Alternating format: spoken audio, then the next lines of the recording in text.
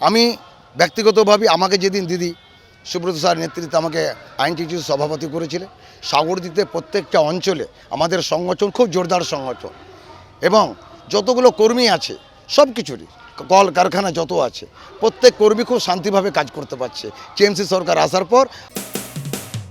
মানুষের পাশে মানুষের সাথে আমরা আছি এই বাংলাতে।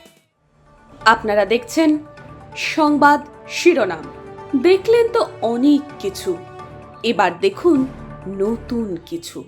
লোকসভা ভোটের আগে একটা আওয়াজ উঠেছিল হয়তো সাগরদিঘির মানুষ আবার শাসক দলের ওপর জয় রাখবে না, অন্য জায়গাতে ভোট দেবে। কিন্তু দেখা গেল জঙ্গিপুরে সাগরদিঘি বিধানসভাতে সবথেকে বেশি লিড সংখ্যক ভোটে শাসক দল জয় হয়েছে। আমরা পেয়েছি সাগরদিঘি ব্লকের আইএনটিটিউসি সভাপতিকে।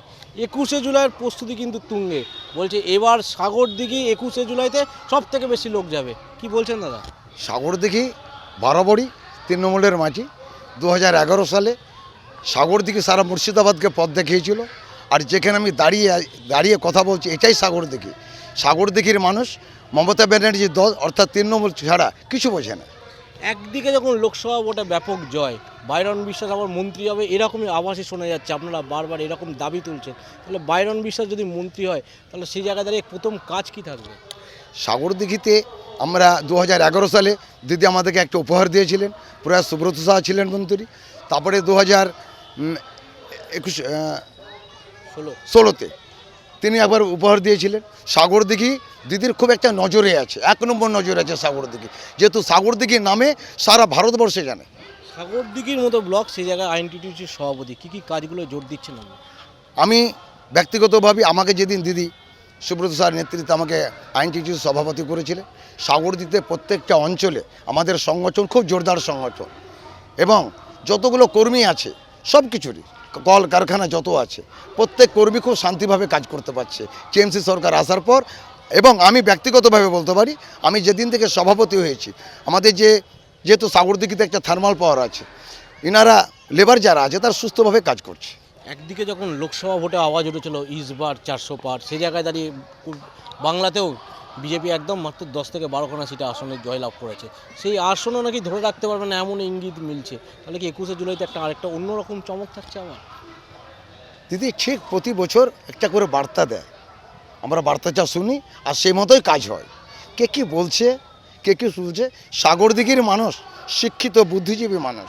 সাগরদিঘির মানুষ কাউরির কথা শোনে না। সাগরদিঘির মানুষ পুরো কান ভাঙচিতে কথা কান দেয় না। সাগরদিঘির মানুষ জানে মমতা ব্যানার্জি আছে, মমতা ব্যানার্জি থাকবে, ওর দলে আমরা সংযুক্ত থাকবো। এখান থেকে যারা যাবে কীভাবে ব্যবস্থা করেছেন? আমাদের এখান থেকে বাস আছে, প্রাইভেট গাড়ি আছে, আমাদের এখানে ট্রেন আছে।